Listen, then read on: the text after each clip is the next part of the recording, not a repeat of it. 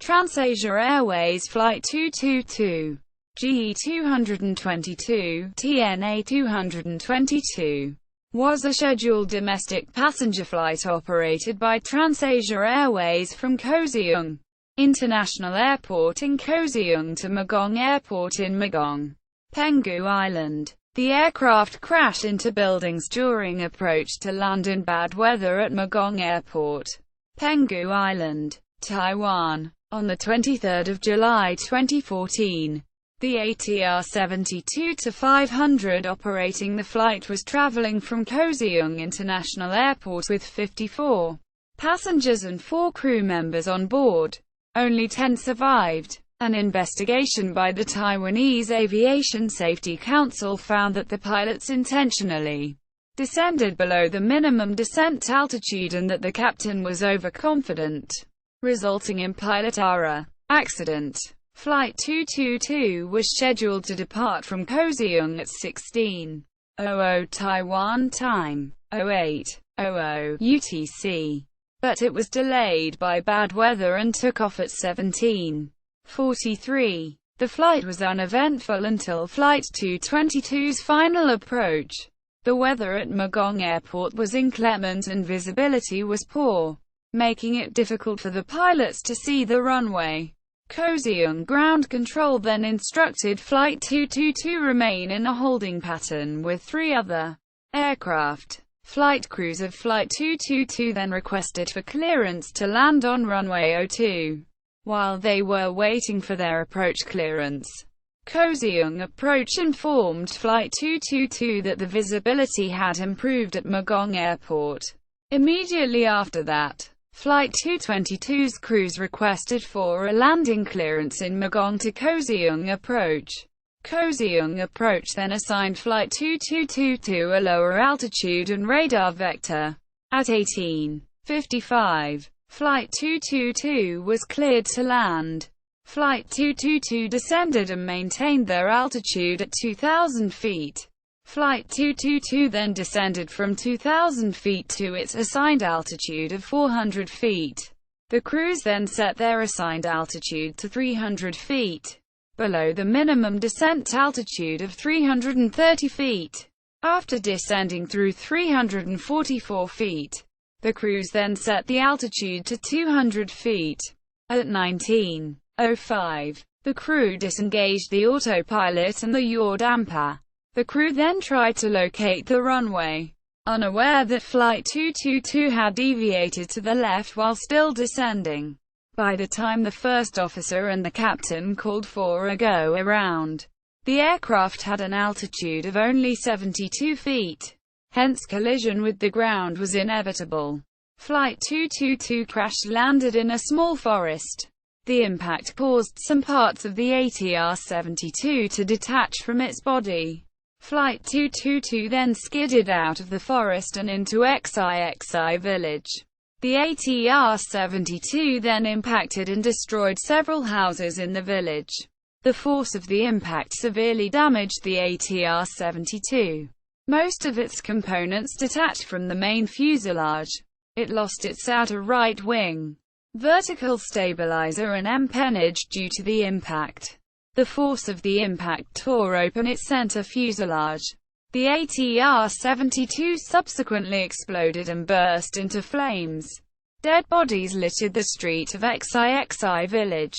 Most of the survivors who crawled out of the wreckage of Flight 222 sought refuge in nearby houses. Most residents in Xixi village offered their assistance to the survivors. Some of them treated their injuries. Some of the survivors had cut wounds and burn injuries. 10 of the 58 people on board Flight 222 survived. 5 people on the ground were injured. Aircraft. The aircraft involved in the accident was an ATR 72-500, registration B22810, MSN 642.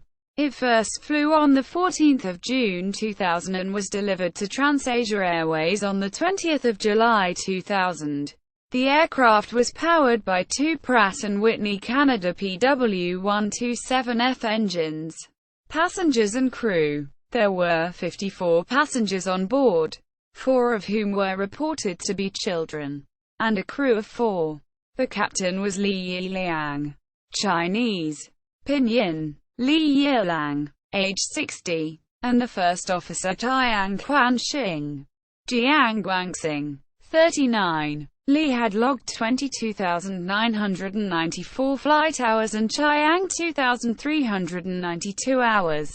2 French citizens, Penelope Lutamauer and Jérôme Deramond, medical students in Lille, France, and 46 Taiwanese, including all crew members, died in the crash. Among the passengers was the Taiwanese master carpenter Ye Ken Chang.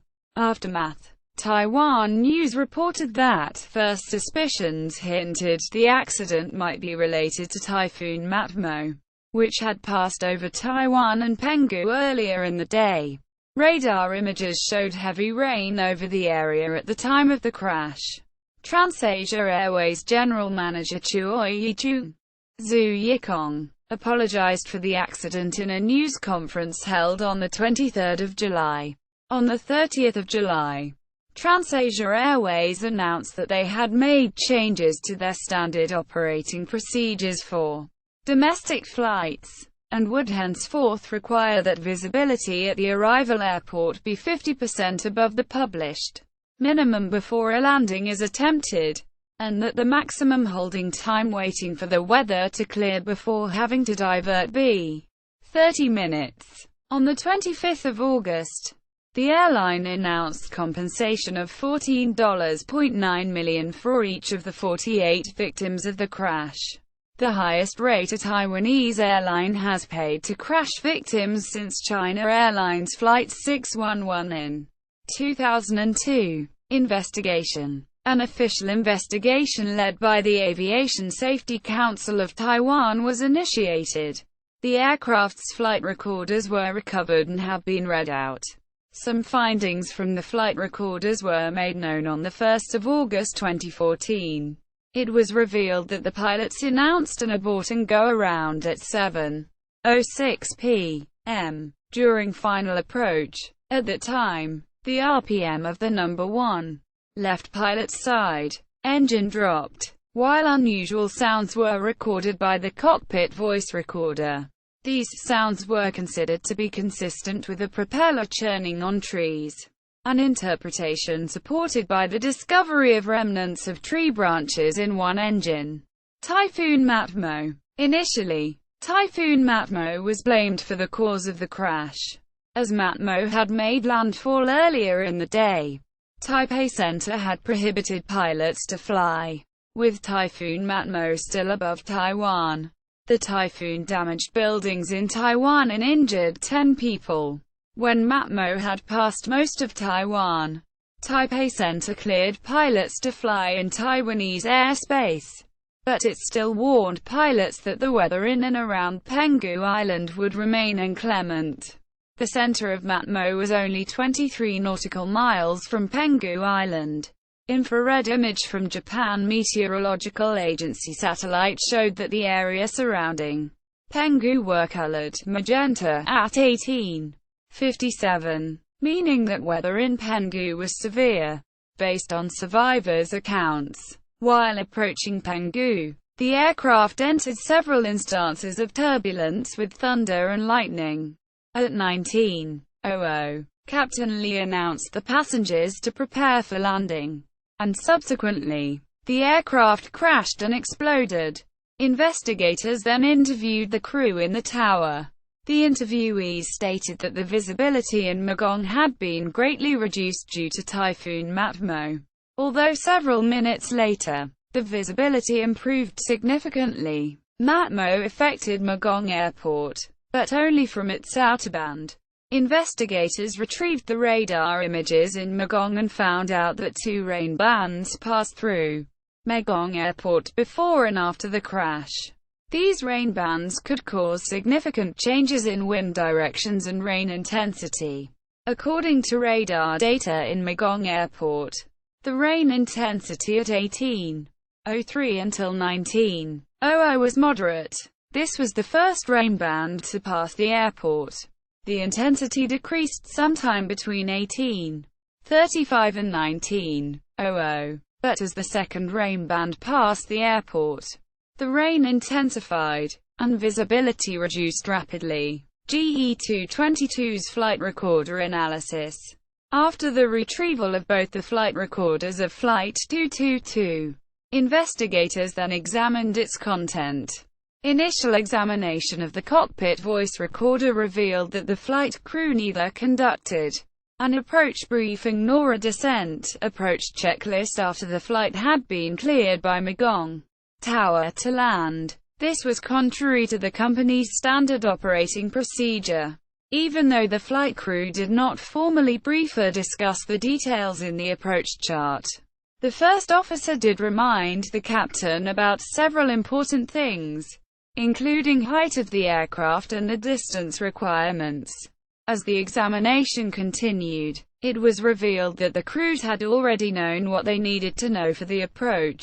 They already knew that the minimum descent altitude was at 330 feet. However, while on the approach, the flight crews kept descending the aircraft well below from 330 feet and even as low as 200 feet.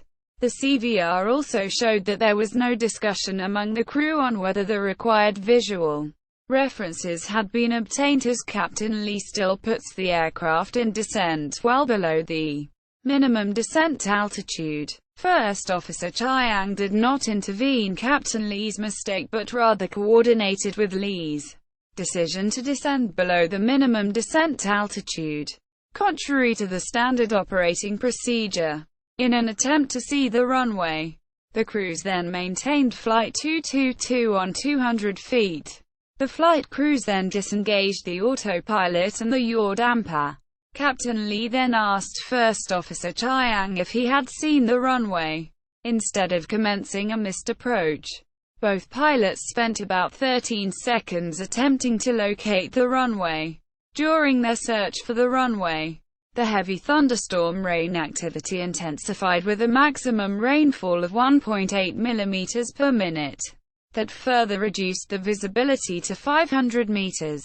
After the disengagement of the autopilot, the aircraft's altitude and heading changed. Captain Lee intentionally deviated the aircraft to the left, from wings level to a roll of 19 to the left, and subsequently reduced to 4 to the left. The pitch angle of the aircraft had also started to decrease from 0.4 nose up to 9 nose down, and subsequently changed to 5.4 nose down. This caused the aircraft to lose its altitude and descend from 179 feet to 72 feet. TransAsia Airways, knowing that several standard operating procedures were violated in Flight 222, especially descending below the minimum descent altitude, investigators then tried to identify if the problems came from TransAsia Airways itself. Shockingly, interviews with some of the pilots of TransAsia Airways found that routine violations from the standard operating procedure were normal.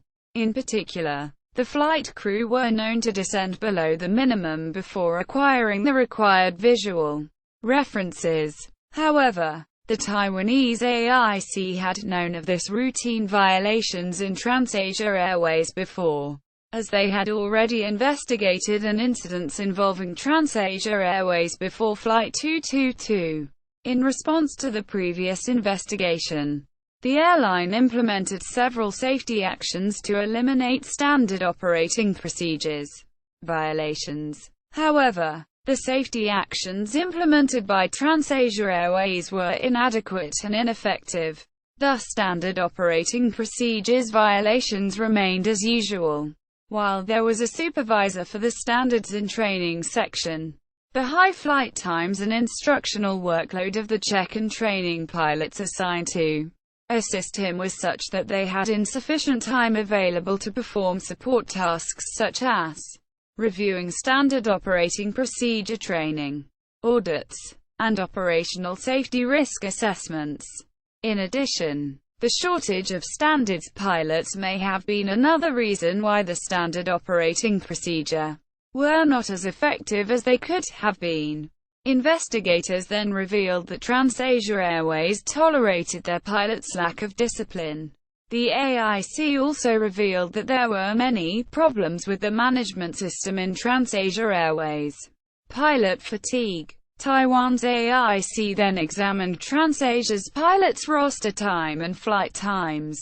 From May to July 2014, more than half of TransAsia Airways pilots had accrued over 270 flying hours. Their number was significantly higher compared to the peak summer season in 2013, in which only 27% of the pilots accrued over 270 flying hours. The number of daily sectors flown had also increased to a maximum of 8, which many crew found exhausting. Most of the pilots interviewed by investigators agreed that most violations of the standard operating procedures occurred when they felt fatigued, particularly when they operated a flight later in the day. The pilots protested on several occasions, but the management of TransAsia Airways apparently ignored the complaints. It did not even conduct a safety risk assessment on the matter. There were many plane crashes involving pilot fatigue. One of the famous occurring in the United States in 2009 when Colgan Air Flight 3407 crashed into a house in Buffalo, New York. The AIC then examined if Captain Lee was fatigued at the time of the accident. If he was, then this could explain why he intentionally deviated the aircraft from its approach course. Investigators found out that Lee was not intoxicated and was also not affected neither by medication nor physical health problems. The investigators could not determine if the pilots had acquired enough sleep before the flight, as they could not retrieve the data of the total hours of sleep the crew had taken before the flight. The examination of the System of Aircrew Fatigue Evaluation (SAFE) of the Flight 222 crew revealed that Captain Lee felt a little tired, but that First Officer Chiang was not fatigued at all. This was evidenced by Captain Lee's yawning, which could be heard in the CVR. He also stated that he was very tired. It was revealed that several incorrect actions from Captain Lee to the tower had occurred during the flight. The crew were local short-haul regional pilots. Their rosters indicated a common fatigue-producing factor of early starts and/or late finishes, where short-haul pilots had the tendency to progressively lose more sleep in a given roster cycle. Crm failure. There were several plausible explanations that might be the cause of the crash of Flight 222. One of them was a steep trans-cockpit authority gradient. A steep trans-cockpit occurred when the first officer didn't challenge, intervene, or corrected the captain's mistakes. This maybe occurred due to skills comparison. Several notable flight crashes that occurred due to steep trans-cockpit authority include Air Blue Flight 202 and Merpati Nusantara Airlines Flight 8968. In Flight 222, First Officer Chiang did not challenge any of the mistakes that Captain Lee did. He didn't voice any concerns over the actions that Captain Lee took. It would have also increased the probability that Captain Lee made decisions without consulting the first officer. The aircraft's impact with terrain was a direct consequence of the captain descending the aircraft below the published minimum descent altitude for the runway 24 approach procedure. Moreover, it was also as a result of poor planning by the crew. During the landing approach, the actions of the flight crew progressively increased the risk of a controlled flight into terrain. CFIT. The crew, however, seemed unaware that an impact with terrain was almost certain until the final 2 seconds. Captain Lee's overconfidence. Overconfidence is dangerous in aviation. When overconfidence occurred in the cockpit, the pilot may have underestimated several important things and maybe even critical things that had to be done while in flight.